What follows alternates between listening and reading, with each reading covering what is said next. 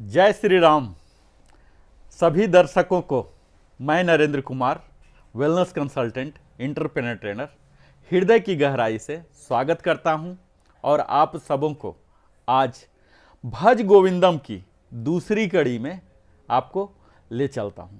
पहली कड़ी में हमने देखा आदि गुरु शंकराचार्य जो भज गोविंदम के रचयिता हैं, इनके जीवनी के बारे में बताया, इनका भज गोविंदम के पीछे क्या उद्देश्य था, ये सब हमने बताया। आपने देखा होगा, हमारे पिछले वीडियो में डिस्क्रिप्शन में भी दे दूंगा। पिछले वीडियो में हमने बात किया भज गोविंदम का कि आखिर मूल उद्देश्य क्या है। आदि गुरु शंकराचार्य ने हमें जीवन भर हमारे जीवन में सुधार लाने के लिए भज गोविंदम दिया है, तो इसके पीछे क्या उनका मूल उद्देश्य रहा, ये सब हमने बताया। यहाँ पर हमने भज गोविंदम में बताया कि किस प्रकार इसकी रचना हुई, कौन सी ऐसी परिस्थितियाँ थीं, ये सब जानने के लिए आप हमारा प्रथम वीडियो देख लें। हमने अपने वीडियो में, अगर आप पहली बार आए होंगे तो आप चाहते हैं कि निरंतर आप हमारे वीडियो से जुड़े रहें, हमारे विचारों से सहमत हैं, तो आप हमारे चैनल लिविंग हैप्पीली को अवश्य ही सब्सक्राइब कर लें, लाइक करें, कमेंट करें और अपने सगे संबंधियों के साथ भी साझा करें, और तब आपको हम भज गोविंदम की यात्रा पर ले चलते हैं। यह मोह मुग्धर का पहला श्लोक पिछली बार हमने कवर कर लिया, लेकिन मैं फिर से एक बार रिसाइट कर देता हूं ताकि आपका माइंड सेट हो जाए। भज गोविंदम भज गोविंदम, गोविंदम भज मूढ़मते, संप्राप्ते संहिते काले, नहीं नहीं रक्षति दुष्कृत करणे। इसी प्रकार हमने प्रथम श्लोक में आपको श्लोक सुनाया, उसका भावार्थ सुनाया, व्याख्या सुनाया, और आपको मैं उदाहरण के साथ भी वास्तविक जीवन में हम किस प्रकार इसे आचरण में ला सकते हैं, इसके बारे में भी उदाहरण देकर प्रस्तुत किया। यही पैटर्न मेरे पूरे 33 श्लोक में होने जा रहा है। तो आज का वीडियो मैं समर्पित करता हूं भज गोविंदम मोह मुग्धर के दूसरे श्लोक में। तो सबसे पहले हम इस श्लोक का ही उच्चारण कर लेते हैं। मुझे उम्मीद है आप भी मेरे साथ उच्चारण करेंगे। मूढ़ जहि धनागम तृष्णाम, कुरु सद्बुद्धि मनसि वितृष्णाम, यल्लभेसे निज कर्मोपातम, वितम तेन विनोदय चित्तम। हे मोहित बुद्धि, धन एकत्र करने के लोग को त्यागो, अपने मन से इन समस्त कामनाओं का त्याग करो, सत्य के पाठ का अनुसरण करो, अपने परिश्रम से जो धन प्राप्त हो उससे ही अपने मन को प्रसन्न करो। इसका मुख्य उद्देश्य क्या है?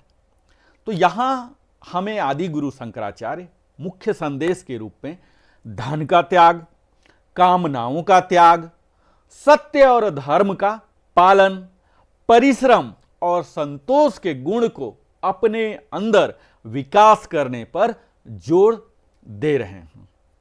हम अनावश्यक इच्छाएं रखे रहते हैं, तो इनका हमें त्याग करने के लिए आदि गुरु शंकराचार्य बता रहे हैं।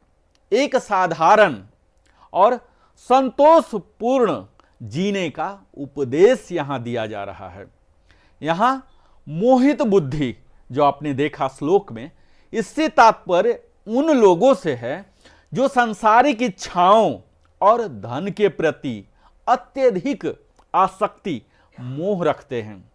यहां समझाया जा रहा है कि धन का संचय करने की जो प्रवृत्ति है और इसके प्रति अनावश्यक लालसा केवल दुख और चिंता को जन्म देती है।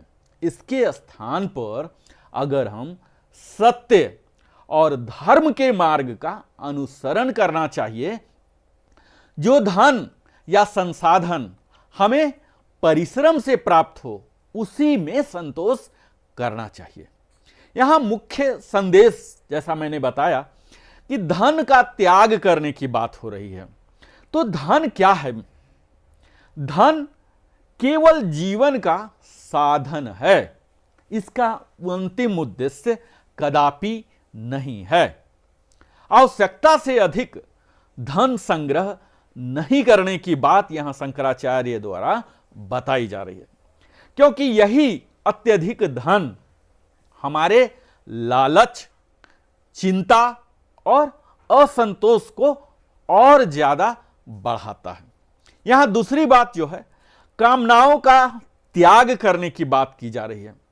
तो हम क्या करते हैं अपने आम जीवन में, सांसारिक जीवन में, दिनचर्या में अनावश्यक इच्छाएं रख लेते हैं और ये हमारे मन को अशांत कर देती है। तो यहां अपने इच्छाओं को त्याग करने की बात की जा रही है, जो हमारे मन में शांति और संतोष प्रदान करता है। यहां तीसरी बात की जा रही है सत्य और धर्म की। इसका अर्थ यह है कि सच्चाई और धर्म के मार्ग पर चलना जीवन को वास्तविक रूप से सार्थक बना सकता है।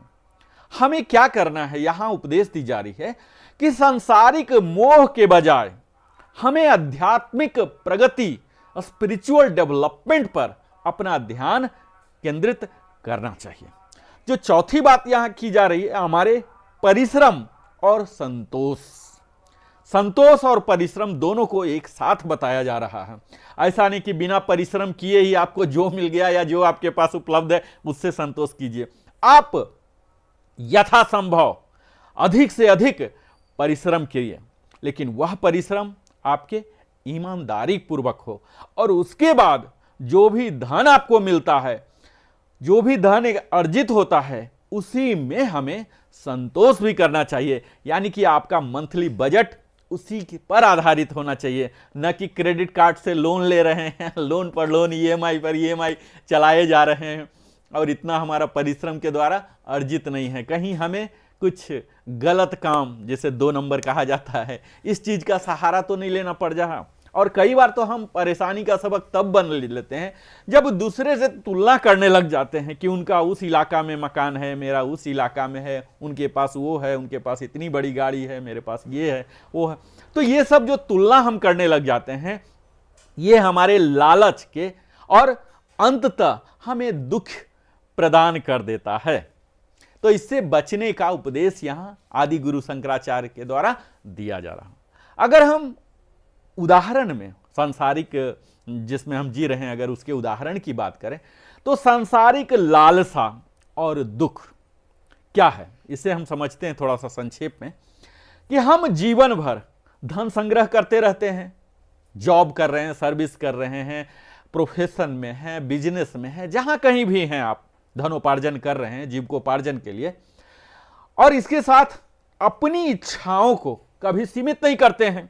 जितना ज्यादा कमाते हैं उतना ज्यादा अपनी इच्छाओं को भी बढ़ाते चल जाते हैं, और वह हर समय और अधिक हम चाहते रहते हैं। इसके चलते होता क्या है, अपने परिवार, स्वास्थ्य और शांति के साथ समझौता करना पड़ता है। उनके साथ जो समय देना चाहिए अपने स्वास्थ्य के लिए, परिवार के लिए, खुद के शांति के लिए, इसमें कहीं न कहीं हम कमी कर देते हैं। और धीरे धीरे ये तीनों चीज, हमारा चाहे स्वास्थ्य हो या परिवार के साथ, सगे संबंधियों के साथ संबंध हो या खुद के लिए आत्म शांति हो, ये धीरे धीरे कम होने लगता है। और कई लोग तो युवावस्था में ही इसे खो भी देते हैं, और अंततः जब हमारी मृत्यु आती है तो उस समय ये सारा धन व्यर्थ लगता है कि कुछ भी ऐसा हो जाए कि हमारे लाइफ मिल जाए, कोई भी ऐसा न्यूयॉर्क में कोई ऐसा ऑपरेशन हो जाए, सर्जरी हो जाए जो हमारे लाइफ को वापस ला दे, हेल्थ को वापस ला दे। तो ये सब जब मृत्यु आती है तो सब सारा धन व्यर्थ हो जाता है, क्योंकि इसे तो आप धन ले नहीं जा सकते हैं। जिन तीनों के साथ आपने समझौता किया था इस धन के लिए, ले सकते हैं, और इसका आनंद आप ले नहीं पाते। दूसरी बात, यहां संतोष और शांति की बात की जाती है। तो आप एक आम व्यक्ति, एक आम किसान कहते हैं, जो कि एक साधारण जीवन जीता है, इतना भाग दौड़ में नहीं है, अपने परिश्रम से जो कुछ भी कमाता है उसी में संतोष रखता है। उसके पास भले ही सीमित संसाधन हो, लेकिन उसकी इच्छाएं भी सीमित है और वह अपने परिवार के साथ शांति और खुशी से रहता है। तो यहां संदेश क्या है दूसरे श्लोक का? तो यहां मुख्यतः केंद्रीय भाव जो है आदि गुरु शंकराचार्य का यही है कि धन की लालसा और सांसारिक इच्छाएं जो है जीवन में अशांति और दुख लाती है। इसे आप नकारात्मक अदरवाइज न लें और यहां मूल उद्देश्य को समझने का प्रयास करें। और यहां बताया जा रहा कि सत्य और धर्म का पालन करें और केवल अपने परिश्रम से अर्जित धन में संतोष रखें। अनावश्यक इच्छाओं का त्याग कर संतुलित और आध्यात्मिक जीवन जीने का यहां संदेश दिया जा रहा है। तो हमें क्या करना है? अंततः अगर एक लाइन में पिरोने की बात की जाए तो मैं आप सबों को यही कहूंगा कि धन और इच्छाओं के पीछे भागने से बेहतर है कि अपनी सीमाओं को पहचानें, हमारी क्या संभावनाएं, क्या पोटेंशियल है, और जीवन को ईमानदारी और संतोष के साथ व्यतीत करें। यही सच्चा सुख है। बहुत बहुत धन्यवाद, आप हमारे साथ अपने जीवन का बहुमूल्य समय देते हैं। मैं फिर से मिलता हूं तीसरा श्लोक के साथ। अगर आपने अभी तक हमारे वीडियो को सब्सक्राइब नहीं किया है, लाइक नहीं किया है, तो अवश्य ही लाइक करें। मैं ऐसे ही और भी ज्ञानपूर्ण प्रेरणादायक वीडियो लाते रहूंगा। तो फिर मिलता हूं तीसरे श्लोक के साथ। तब तक जय श्री राम, जय हिंद।